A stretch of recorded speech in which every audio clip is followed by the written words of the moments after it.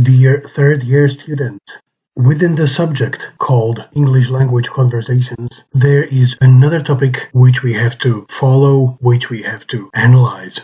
This is called housing, accommodation, and all the features related to dwelling, to housing, to our living. The first picture of this presentation shows the individual parts of a house. Be it the basement with all that equipment concerning washing the clothes, storage, or heating, it is located in the underground, usually below the first floor. Then we've got the living room, where we spend our free time, where we watch TV or read books. Kitchen is an inseparable part of every single house. Up there, on the second floor, we can find the bedroom of parents, bathroom, or children's room. The very top part of every single house is covered with a roof, sometimes connected with a terrace. Roof consists of the tiles and a chimney. Sometimes there are windows or solar panels to produce electricity or to heat up the water. Attic is a part of a house just right under the roof, very often used for sleeping, playing. This part of a house has the inclined walls just because it is located directly under the roof. Kitchen is used for cooking and preparing the food, which means that we need several appliances to prepare our own meal. Be it the fridge or the freezer used for preservation of food, oven or a sink, the dishwasher is an inseparable part of every modern kitchen. The cupboards or the ventilation represent another equipment which is present in a kitchen. What can we find in a bedroom? Usually a bed, a lamp, the wardrobes, or some shelves where we can put our own things. Sometimes there is a TV or a series of pictures which are hanged on the wall. Mirror is found in almost every single girl's bedroom. Children's room serves for sleeping and playing of the children, where we can find toys on the carpet. Obviously, the bed, the wardrobes. Sometimes there is a double bed, which serves for sleeping of two children. Living room is very useful place of every single house because we spend our free time there. We meet with the friends. We meet as a family together right there in the living room. We can see several pictures, paintings on the wall, lamps, a sofa, the armchairs, and obviously a table where you can put the drinks, for example. So what are these people doing? That's a matter of our further debate. Housework consists of many activities, be it the vacuuming, doing the bed, ironing, or cleaning the toilet, cooking, or mowing. All these are just examples of the houseworks. Who does shopping in your family? Is it you? Is it your mom? Or is it your dad? So who does shopping in your family? What do you buy usually on a daily basis? Usually on a weekly basis? Who does washing the dishes? Is it the machine? Do you do that by your own hands using the warm water and liquid soap? Well, doing the laundry means to wash the clothes. Well, we do not do that using our own hands, but it's a washing machine which does all that laundry cleaning. Usual habits that we do every day include making the bed, to put the pillow or the blankets to the right position. Cleaning the bathroom is not that funny activity. It's not that funny work. However, it's needed to keep all that surfaces clean in the bathroom. Be it the toilet or the shower. Everything must be clean in order to avoid any bacteria to spread in our homes. Do you take out the rubbish every day? Is it your role in the family? Who sweeps the dust away from the floor? It is very common housework that we all usually do at home. Vacuuming is another activity which is an inseparable part of our daily lives for some 50 years, since the invention of the vacuum cleaner. Is it your role to do that in the family? Do you like that activity? Mopping the floor uses water and the mop to clean out all the dirt, including the dust. When do you do that? On Saturdays usually. Setting up the table is another work if we want to meet together with our family around the table, with our friends if they visit us. So who does setting up the table? All the forks, spoons, knives, all the cutlery, plates, cups, and glasses to be put on the table. Who does that in your family? That's the matter of our discussion. Ironing serves for flattening and making our clothing flat and clean. Mostly it is done by our moms or by us if we want to do it on our own. What's that? What do these pictures represent?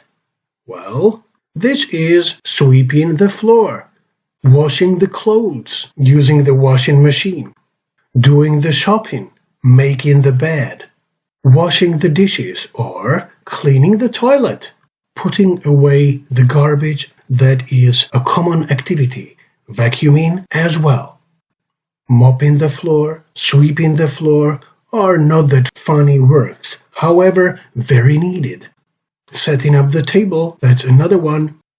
From the part of the house, we will move to the differences in housing between Slovakia and foreign countries. Living in Slovakia, the United Kingdom and the United States is quite different, because all the houses look different in different countries. In cold countries, there is usually a fireplace in the heart of the living room. However, in the southern countries, for example in Italy, people prefer cool stone floors. So what about Slovakia? We live in a house or in a block of flats. People usually own houses in villages, and most block of flats are located in towns or larger cities. Houses are usually big and they have a garden where we cut grass, where we take care of all the plants. Most of the young people in Slovakia live with their parents because it is too expensive for them to buy their own house or a flat.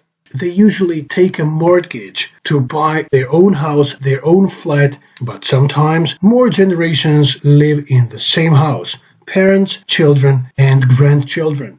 So we talk about the multi-generation housing. What about the UK? In Great Britain, people usually live in a flat or apartment in American English, a council house or a council flat, meaning that a house can be divided into the category of terraced houses, semi-detached houses, or detached houses. There can be also a cottage or a bungalow, which means another type of housing in the UK. In London, you can see very often the old Victorian houses, which are decorated with some arcs or some terraces, the staircase, and so on. Young people in Britain leave home much sooner than young people in Slovakia. That is the tradition of being independent when reaching the adulthood. A flat is a set of rooms which is usually located on the same level, and a flat is a part of a larger block of flats. In Slovakia, there is a long-term tradition to build all these blocks of flats in one part of a town. Let's mention Petržalka in Bratislava or Vlčince in Žilina. A council house, a council flat, means flats or houses which are owned by the council, by the town, and people pay rent to live in. A detached house is an individual standing house by itself, not joined to another house, and usually it has a garden decorated with the trees. Semi-detached houses, or semis, duplexes in American English, are built in pairs and are joined on one side, one to each other, which means that they represent something like double houses that share one wall together. Terraced houses are two or more houses joined together in a row, which is very typical for British towns. There is a little or no garden, and the front door of each house opens onto the pavement. Cottages are smaller, usually old village houses, which have been modernized inside. They have kept the wooden beams, and they are often thatched. especially in the wilderness areas. In the recent era, the wooden cottages represent very healthy lifestyle, usually in the Nordic countries like Norway, Sweden or Finland is. Bungalows have only one floor, with no attic, with no upper floors inside. They are one-story buildings and they are very popular among older and disabled people because everything is located on one level.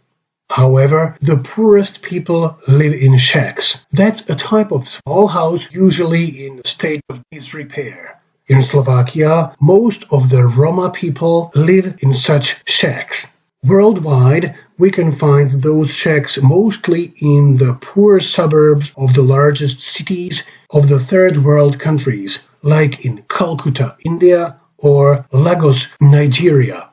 However, in the United States, the living is a bit different, just in reference with the usage of different materials. Most of the houses in the United States are built as sandwich houses using the thick layers of insulation and quite light wooden structure. The living conditions in the United States depend on how much money you have. Rich people have usually larger brick houses with many rooms, equipped with tennis courts or swimming pools, but a lot of poor people are homeless. People live in flats, located in large apartment buildings, in large blocks of flats. Most of Americans do not stay in one house for their entire life, but very often they move in order to find a new job or just thanks to a new working contract they accomplish during their lifetimes. The typical American house has also 2 stories, while upstairs there are several bedrooms, bathrooms, a guest room, a study room or a playroom. Downstairs, a kitchen, dining room or living room is located right there. Many older American houses have a porch, which means a sort of terrace where people like to sit when the weather is nice. Some Americans buy an apartment in a condominium, which means the building where all the apartments are owned by people who live there and just pay a fee to take care of the property. Young people, students, and young professional workers usually prefer living in apartments near the city center. Married couples with children tend to move to houses in the outskirts, in the suburbs of American towns. Poor people, however, they live in the so-called tenements, the old buildings found in the downtown areas of the city, or little mobile homes, which can be parked in a trailer park somewhere in the outskirts. Firstly, to choose the place and the type of your future housing, of your future dwelling. You got to figure out the question of money. Will you take the mortgage or will you have enough money on your own? That's the real question for the future. If you can't afford to buy a flat or a house, you can choose to live in rented accommodation. You can rent a bedsheet or a studio flat, which means the tiny apartment with one large room for sleeping and living in together, bathroom included, and possibly a separate kitchen. So, this video analyzes the very basics of housing. Looking forward to meet you at the lesson.